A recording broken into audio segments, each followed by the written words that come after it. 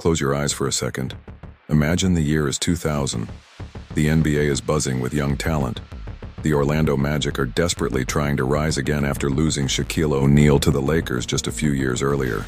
They've got a plan, a bold one. Picture this: Grant Hill, Tracy McGrady, and Tim Duncan. Yes, you heard that right. There was a real moment in time when Tim Duncan almost left San Antonio and joined the Orlando Magic, a move that could have reshaped the NBA forever. But it didn't happen. Duncan stayed loyal to San Antonio. He built one of the most consistent dynasties in sports history. 5 championships, 2 MVPs, countless playoff runs. Still, what if? What if Tim Duncan had said yes to Orlando's pitch? What if he had teamed up with McGrady and Grant Hill, forming the ultimate big three before super teams even became a thing? Let's step into that alternate universe. We start in the summer of 2000. The Orlando Magic are in transition. Shaq is gone, and the team is desperate to make itself relevant again. They have money to spend. They bring in Grant Hill, a superstar from Detroit. They also land Tracy McGrady, one of the most exciting young wings in the league. But in reality, their dream was even bigger. They wanted Tim Duncan. And the truth? Duncan almost went. He took meetings with the Magic. He considered it seriously. The only thing that stopped him?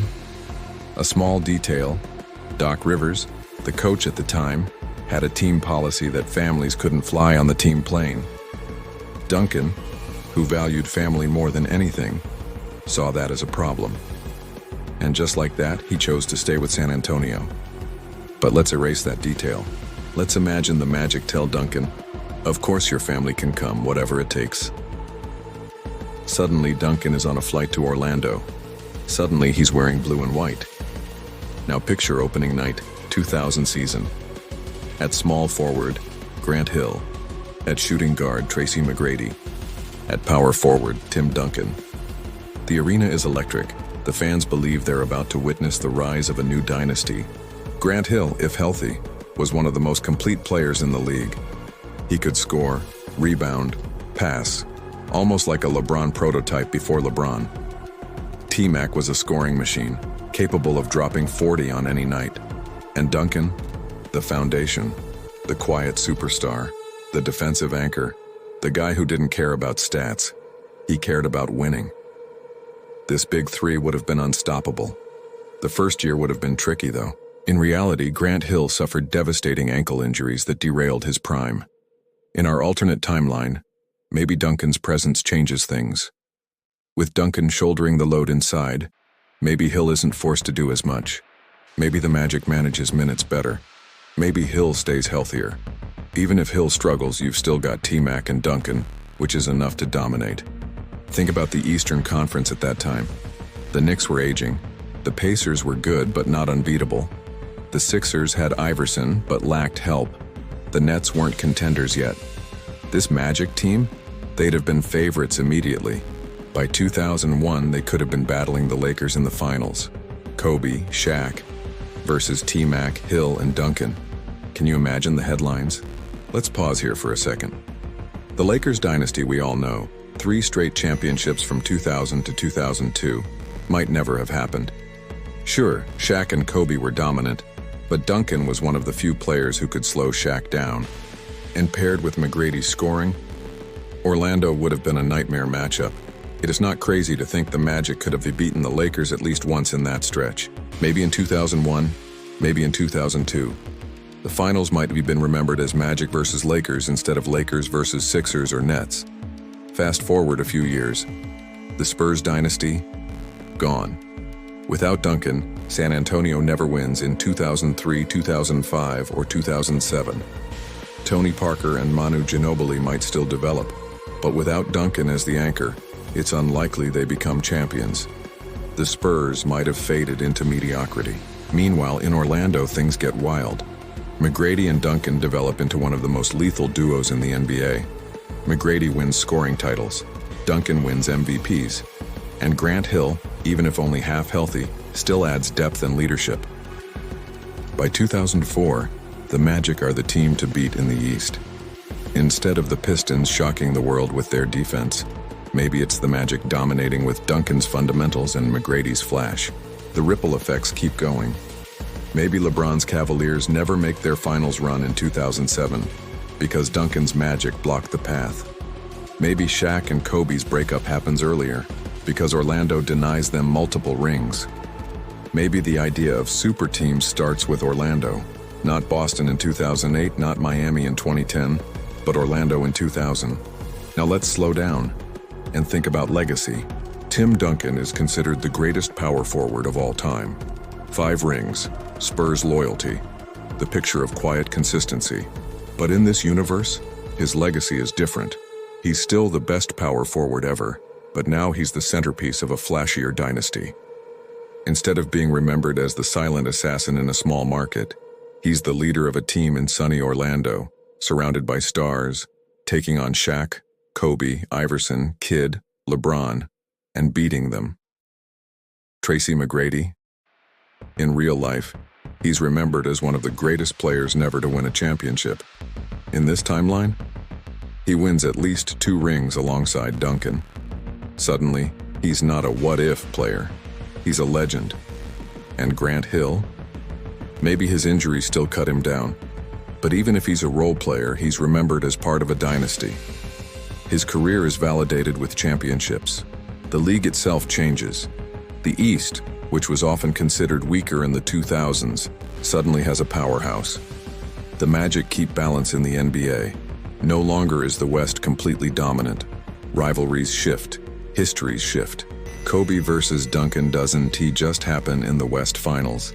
It happens on the biggest stage, the NBA Finals, year after year. And think about the fans. The Orlando Magic, instead of being remembered mostly for Shaq and Dwight Howard, become one of the league's iconic dynasties. Kids in Florida grow up wearing Duncan jerseys instead of Kobe or Iverson. The franchise is never a small market afterthought. It's crazy, isn't it? All because of one small detail. A family policy, a decision that seemed minor at the time. Tim Duncan almost became a member of the Orlando Magic. And if he had, the entire NBA history of the 2000s might look unrecognizable. The year is 2002. The Orlando Magic are no longer just a promising team. They're the team. Tim Duncan has established himself as the anchor. Tracy McGrady is becoming an unstoppable scorer, dropping 30 on anyone who dares guard him.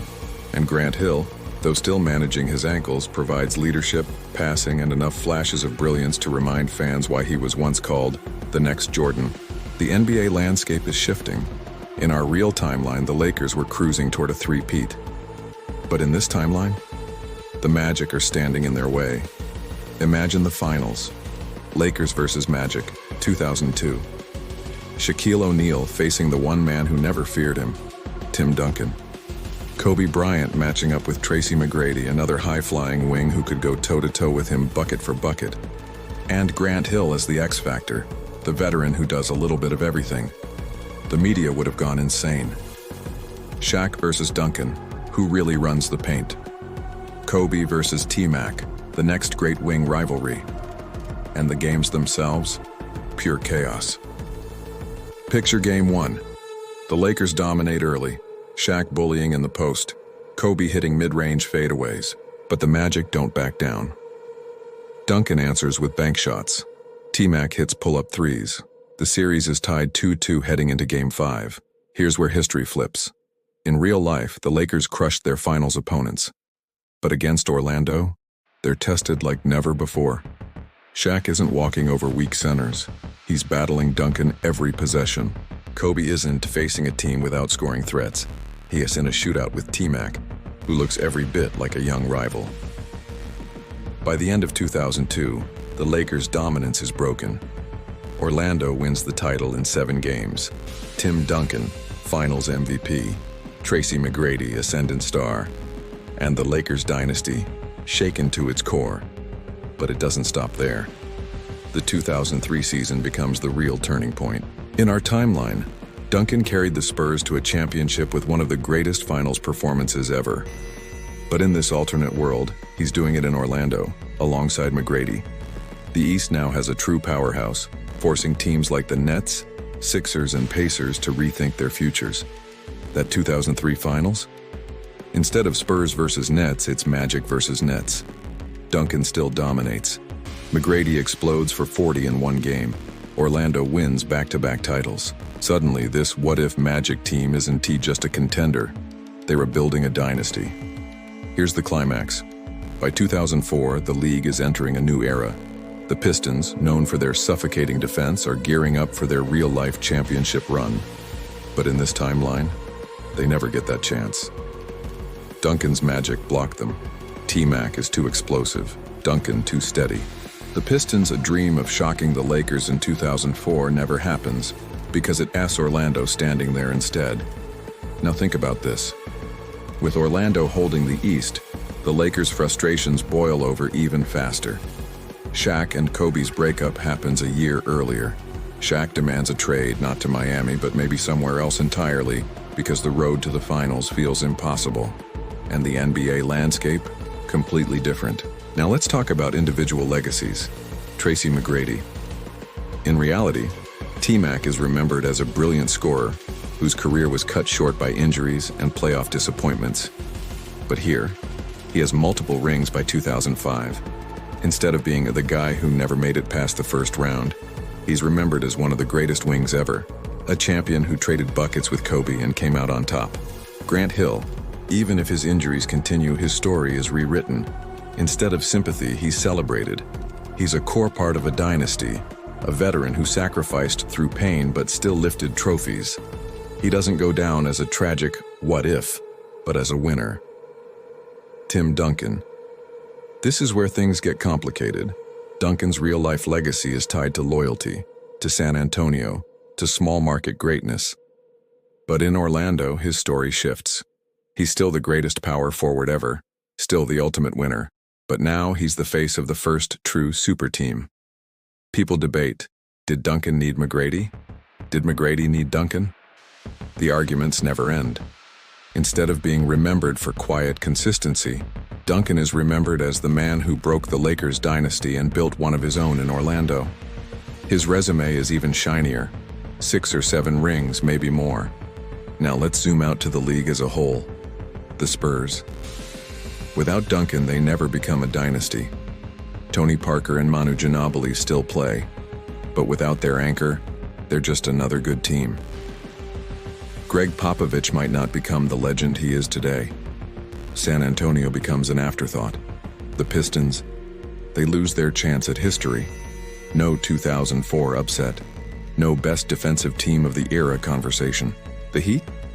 Without Shaq in 2006, maybe Dwyane Wade doesn't get that early ring. His story changes. LeBron James? His rise in Cleveland becomes even tougher. In real life, he reached the finals in 2007, only to lose to Duncan's Spurs. In this world, he doesn't even get there. Duncan and McGrady block his path for years. LeBron's legacy of early finals heartbreaks might look completely different, and Kobe Bryant. His narrative changes too. Instead of chasing 6 rings, maybe he ends up with only 2. Maybe the conversation about Kobe versus Jordan never happens in the same way. Maybe the rivalry people talk about most isn't Kobe versus LeBron, but Kobe versus McGrady. The long-term impact is staggering. The NBA of the 2000s becomes centered around Orlando, not Los Angeles or San Antonio. The Magic transform from a small market team into a global powerhouse. Their jerseys are everywhere. Kids in 2010 aren't talking about Kobe, LeBron, and Wade. They're talking about Duncan, McGrady, and Hill. And all of this because of one decision. One moment in time when Tim Duncan could have chosen differently. By 2010, Duncan is older. McGrady's injuries are catching up, and Hill has long retired. But the legacy is secure. Orlando has at least 4 championships, maybe 5. They've beaten the Lakers, the Pistons, the Nets, and the Cavs. They've defined an era. And the NBA we know today? Completely different. Instead of Duncan being remembered as the silent assassin of San Antonio, he's remembered as the man who brought glory to Orlando. Instead of McGrady being a tragic what if, he's a finals MVP, a champion, a legend. The Spurs never rise. The Lakers never dominate the 2000s. The Pistons never shock the world. It's incredible to think about. So here's the takeaway. Sometimes history doesn't turn on the big, obvious decisions. It turns on the smallest details. A team policy, a conversation, a choice made in the summer of 2000. Tim Duncan stayed in San Antonio, and the world saw one of the most consistent dynasties in sports history. But if he had chosen Orlando, we might be telling a completely different story of basketball greatness.